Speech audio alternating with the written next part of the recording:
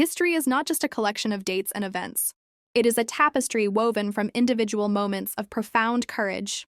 This is the story of one such moment, etched into the American conscience on a September morning in 1957.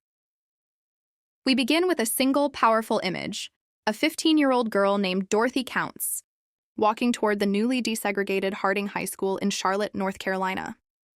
As the frame slowly draws closer, it bypasses the chaos swirling around her to focus on her face. There is no fear here, no visible anger, only a quiet, unshakable resolve. Her eyes are fixed forward, aimed at the school doors that represented not just an education, but a right hard one. In her calm expression, we see the profound strength required to walk alone through a storm of hatred. Her posture, a silent declaration of defiance against an entire mob gathered to break her. The camera then pans away from her, shifting its focus to the faces that make up that storm. The mob is a sea of raw, unfiltered fury.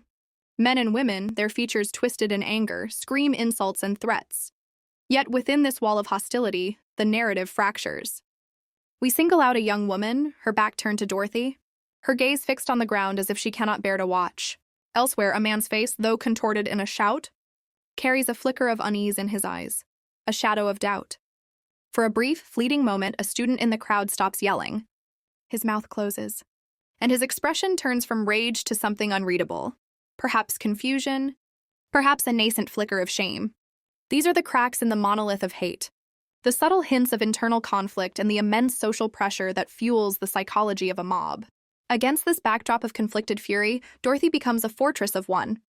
We see the grim reality of her 4 days at Harding High. The images are stark, trash thrown at her locker vandalized, students spitting on her in the hallways. The jeers and taunts are a constant, unrelenting assault. Yet, the narration and visuals create a powerful contrast between this external siege and the unbreakable spirit within her. She does not flinch. She does not retaliate. She does not cry out. Her focus remains singular, her dignity an invisible shield.